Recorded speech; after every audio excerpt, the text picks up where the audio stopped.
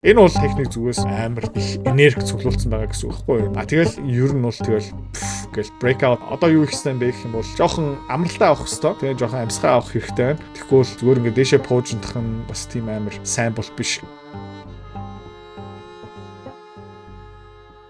Аронимент хөрөнгө оруулагч нараа. За. Зах зээл нэгдэг байгаа. Өнөөдөр ерөөхдөө зах зээл хаашаа явах юм бэ?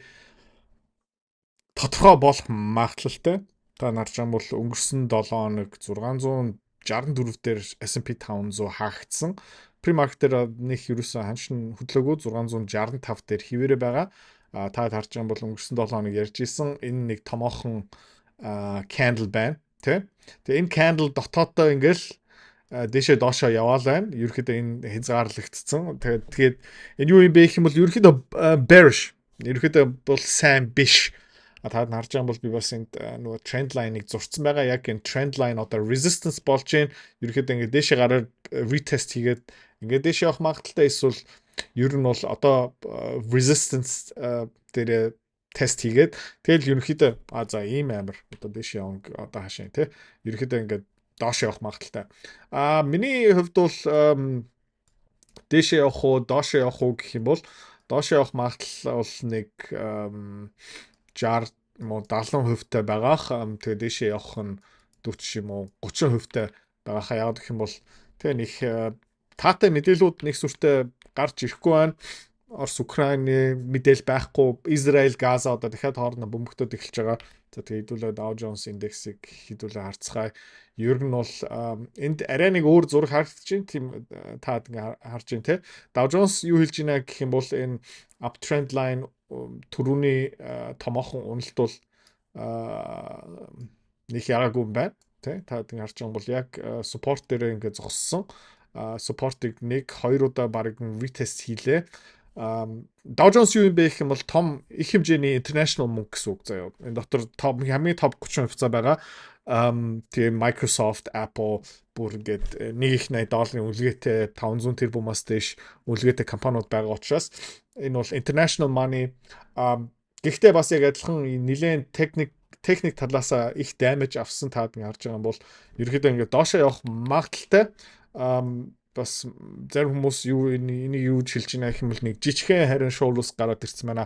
Гэхдээ ерөөхдөө daily chart бол нэг амар тодорхой зураглал бид нарт гаргаж өгөхгүй. За хэдүүлээ Russell 2000 харцгаая. Энэ small caps арай жижиг хувьцаанууд тий. Энд юу харагдаж байна гэх юм бол нөгөө Dow Jones-тэй ерөөхдөө нэлээд төстэй support дээрээ бол bounce хийлээ. Тэ та нэг харж байгаа бол энд нэг жижигхэн fake out байна.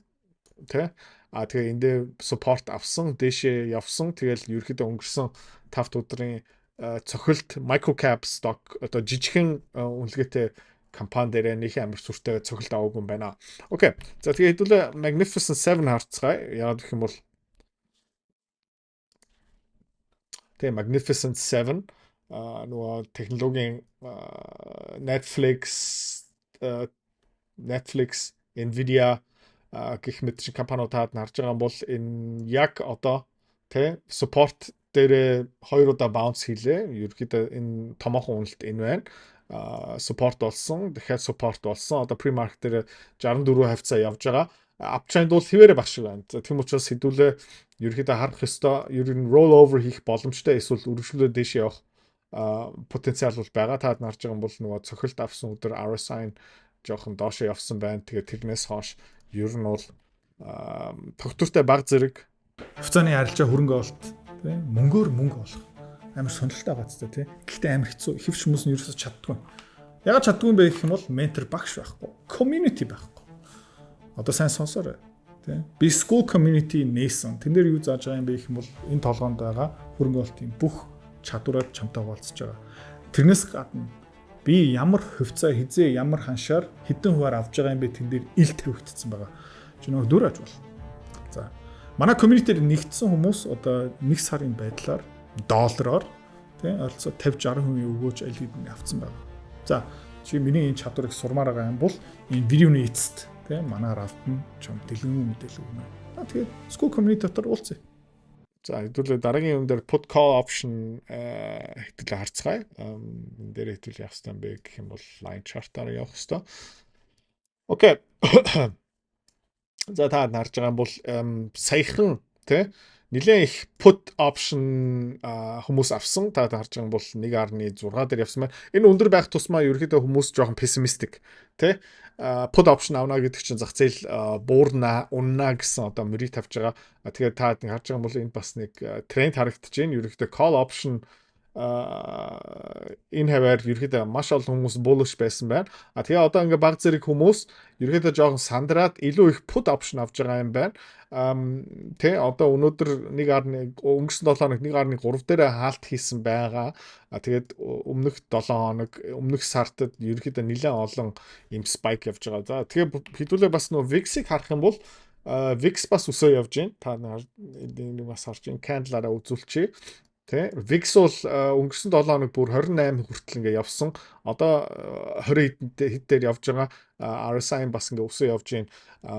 Израиль тэ Орос, Украин, Европын зах зээл бас тийм амар сайн бол биш. Тэгээд энэ тэ нэг basing formation гэдэг дэше явах магадaltaй. За тэгээ хэдүүлээ юу хармаар байна гэх юм бол макро юм ярьж байгаа юм чинь TLT хэдүүлээ харцгаая. Pre-market дээр 91 дээр явж байгаа. Яг breakout гэжтэй энэ угаасаа амар удаан хөдөлдөг болохоор нэг сүртэй breakout биш. Гэхдээ хэдүүлээ юу арч ийна гэх юм бол энд нэг uptrend баг зэрэг гарч эхэлж байна. Тэ? Тэгээ хэдүүлээ нэлийн их хэмжээгээр саяхан TLT худалдаж авсан. Арай богино хугацааны TLT юу юм бэ гэх юм бол 20 жилийн хугацаатай засгийн газрын бонд.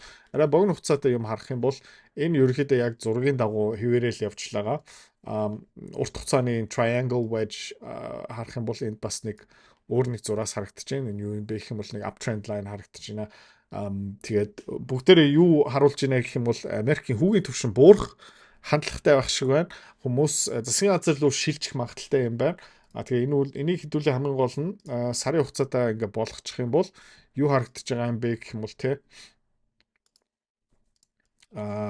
энэ бол техник талаасаа ер нь бол яг breakout хийх гээд ах шиг байна. Тэгээд энэ юу гэсэн үг юм бэ гэх юм бол хөрөнгө оруулагч нар богино хугацааны Америкийн засгийн газрын бонд руу тэ хизээ нэг цагт удахгүй ингээ явах магадaltaй юм байна. Тэгэл ер нь бол ингээд дэшээ яваад ирэх юм бол айгүй хурдан ингээд дэшээ явчихсан. Таад нэг харж байгаа юм бол те энэ ковидын үеэр бүр ингээд дэшээ пуужинсан одоо Европт дайн илүү ширүүцэх юм бол эсвэл Middle East гэх мэт шиг болоод ирэх юм бол ерөөхдөө энэ нэлээд эйгүү болно. За нэг зах зээл bottom хийх гэж байх шиг байна. Тэр юу юм бэ гэх юм бол ер нь бол нефт $56 дээрээ ирсэн байгаа.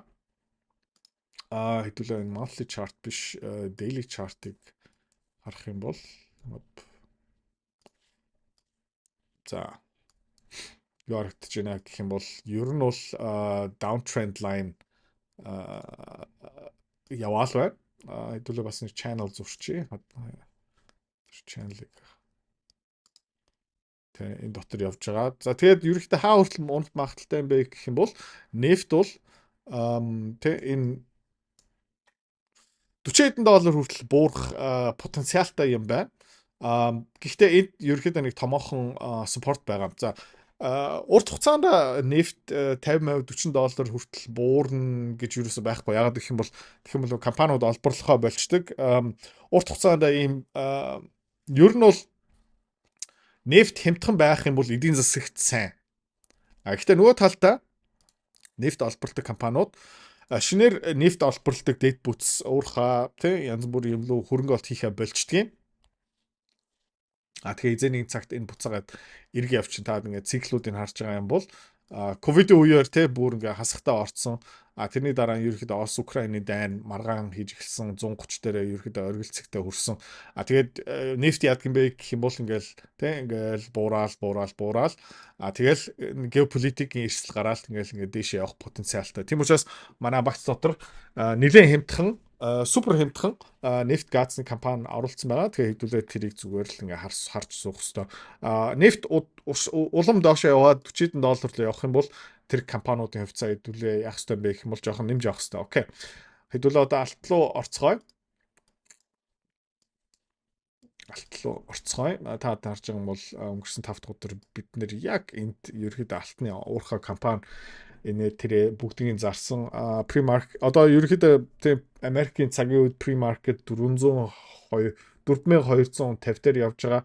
Яг энэ оргил цэг нь хэд байсан бэ гэх юм бол тэрнээс ойролцоо нэг $130 off юм байна. Яаж магадaltaй яг гэх юм бол та харж байгаа юм бол эндээ бас нэг юм жижигхэн 3 candle, 1 улаан candle, 1 улаан candle, 1 улаан candle юм болсон.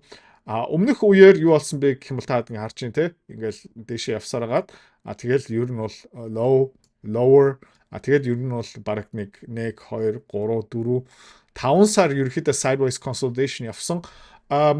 Үргэлжлүүлээ дээшээ явах уу эсвэл юм consolidation хийх үү гэх юм бол миний зүгээс заяа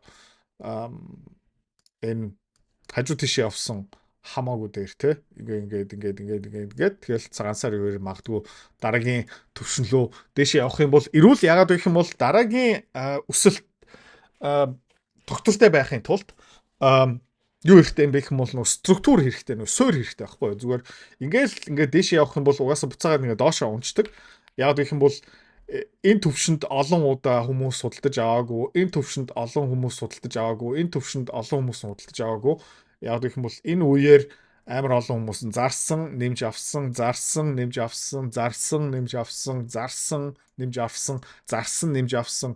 Сэтгэл зүйн хувьд бол аяга олон эзэн солигдсон, шинэ эзлүүд гарч ирсэн, хуучин хүмүүс гарцсан.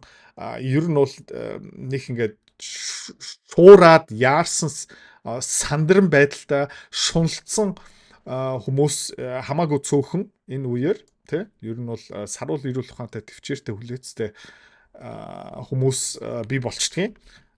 Тийм учраас би юу үсэж байна гэх юм бол те ингээд нэг сайхан sideways consolidation яваад тэгээд дээшээ яваасан. Яг гэх юм бол энэ зах зээл өргөжлөлөө дээшээ явах магадлал бол маш өндөртэй. Тэгээд би юу мөрөөдөж байгаа юм бэ гэх юм бол за хэдүүлээ энэ одоо заавалчгүй ингэж явах ерөөсөө ёсгүй. Гэхдээ төсөөлө үзчихээ шинэ мөнгөний систем рүү шилжих магадлалтай доллар угаасаа одоо дэлхийн валют утахгүй байхгүй бол энэ Европоос хүнд байдалтай орж байгаа гих мэт шин. Тэгээд ерөөхдөө яах магадaltaй юм бэ гэх юм бол ингээд sideways consolidation яваад дахиад дээшээ яваад тэгээд sideways consolidation дахиад тэгээ sideways consolidation тэгээд нэг томоохон blow off top болоод ирэх юм бол хэдүүлэнд нэг бүтэн жил байна. Жил хагас магадгүй бүр ингээ 2 жил заяа. Алтны компаниуд дээр айгүй гоё арилжаа хийх боломжтой. Ягаад гэх юм бол ягаад алт өсөж байгаа нь биднэрт айгүй ойлгомжтой. Ягаад алт буурж байгаа юм бэ? Бас ойлгомжтой. Алтны компани, мөнгөний компаниудын ашигт ажиллагаагийн тайлан ерөөхдөө ягаад өсөх юм бэ? Айгүй ойлгомжтой. Тэгээ тийм ийм үеэр ерөөхдөө арилжаа хийдэг хүний хувьд бол ийм урт хугацааны uptrend ийм channel дотор ингээл дээшээ доошоо яваал энэ үеэр аваал энэ үеэр ашиг аваал энэ үеэр зараал энэ үеэр энэ үеэр нэмж аваал энэ үеэр зараал тэгэл хаяа дундуур нь нэг call option гих мэт шин аваад нөө Hecla mining дээр хэдүүлээ call option аяга амжилттай хийсэн тэгээ одоо удахгүй бас хэдүүлээ юу хармаар байна гэх юм бол Curve mining Curve mining-ийн хувьцаа хэдүүлээ харж байгаа юм бол нэлээд хөөрхөн явсан сая хэдүүлээ энэ 22 23 дээр жоохон exit хийсэн. Одоогийн байдлаараа $21 дээр явж байгаа юм байна. 10 хоногийн дараа орлого зарлахынхаа тайлангаа ерөөхдөө танилцуулна. Тэгээд энэ үеэр нөгөө манай алт маань нэг сайхан 10 хоног ингээд sideways consolidation явцсан байгаад эсвэл жоохон correction ороод тэгэл нэг жоохон ингээд sideways явах юм бол одоо жишээлбэл дараагийн хэд өдөр Curve mining бол ингээл жоохон ингээл бураал тэгэл ингээ буцаага дээшээ явчих юм бол хэдүүлээ Curve mining дээр хөрхөн call option хийх бүрэн боломжтой. За мөнгөний уурхаа харах юм бол ерөнхийдөө хүмүүс нэлээд сандарсан Hecla mining таад харж байгаа юм бол оргилцэг хэд байсан бэ гэх юм бол $15 дээр байсан. RSI таад харж байгаа юм бол нэлээд доошоо явцсан байгаа. Одоо 62 дээр явж байна. Өмнөх жижигхэн уналтын үеэр одоо таад ингээ харж байгаа sideways consolidation нэлээд удацсан байна Одоо энэ Hecla mining дээр хөрөнгө оологч нар баг энэ бол ер нь бол техник зүгээс амар их энерги цуглуулсан байгаа гэсэн үг байхгүй юу? Энэ аваар хүмүүс ингээд бүгдээрээ ингээд авсан байна. Маш урт хугацааны consolidation юм уу? Тэгэл ер нь бол тэгэл гэл breakout одоо юу ихсэн бэ гэх юм бол те жоохон бас жоохон амралтаа авах хэвээр те жоохон амьсгаа авах хэрэгтэй байна. Тэгэхгүй л зүгээр ингээд дээшээ пуужинтах нь бас тийм амар сайн бол биш. Гэхдээ та харж байгаа бол энэ 15-аас нэг жоохон буурсан байна. Одоо pre-market дээр 13.91 дээр ирсэн байна. Тэгээд дахиад тэ структур байхгүй, энд нэг жижигхэн нэг структур байна. Энд нэг жижигхэн юм байна. Гэхдээ нэг сайхан ингээ sideways яваад тэгээд дараагийн leg up ингээ явчих юм бол ерөөхдөө биднэрт хэрэгтэй трейд хийхэд амархан, итгэл үнэмшилтэй эзэмших бас амархан. Зүгээр ингээ дээшээ яваалах юм бол хизээ нэг цагт ингээ нафс доошоо унцдаг байхгүй. Тэгэл хаяа ийм өндөр хэлбэлцэлтэй хөрөнгө оолтын хэрэгсэлтээр ингээ дээшээ яваад жоохон ашиг хийдэг тэгээд доошоо явахдаа ингээ алуулдаг. Тийм учраас миний дуртай юм юу юм бэ гэх юм бол те яг энэ структуртэй bull uptrend дотор ингээ арилжаа хийх нь аюу амархан. Тэгээ зүгээр ингээ тийшээ пуужинж байгаа ямыг арилжаа хийх маш хэцүү. За тэгээ өнөөдөр ер нь бол зах зээл хаашаа явах нь илүү тодорхой болно. Тэгээд маргааш шийдвүлээ эргээ уулзцгаая. Тэгэл ер нь бол арай олон юм тэг илүү тодорхой болсон байгаа хаа. За бай. Хэрвээ та манай эдгээр цэцэрлэг бит хоёрын Earn Invest Be Free School Community-д нэгдэхийг эсвэл яг одоо үзэж байгаа бичлэгийнхаа хамгийн ихний линктээр дараарай. Линктээр дарснаар манай School Community-гийн ерөнхий мэдээлэл гарч ирэх ба хамгийн түрүүнд та school дээр өөрийнхөө профайлыг үүсгэх юм. Профайлаа үүсгэхийн тулд та заавал нэг зураг, өөрийн овог, нэр болон мэйл хаягаа оруулах шаардлагатай. Профайлаа үүсгэсний дараа та join гэж дараад Visa карта холбоно. Visa карта холбосноор сарын $29 төлбөр нь шууд татагдаад та манай community-д нэвтрэх эрхтэй болно. Манай community-д орж ирснээр юу байгаа юм бэ гэвэл одоо аль хэдийн 10 компанийн үнэлгээ, түүний Excel файл, давтамжтай ордог зах зээлийн шинжилгээ, судалгаа болон анхан шатны бүх суурь мэдээллүүд орсон байгаа. Мөн та надтай холбогдоод бүх зүйлээ асуух боломжтой. Хэрвээ танд сонирхолтой санагдчих байвал манай community-д нэгдээрэй.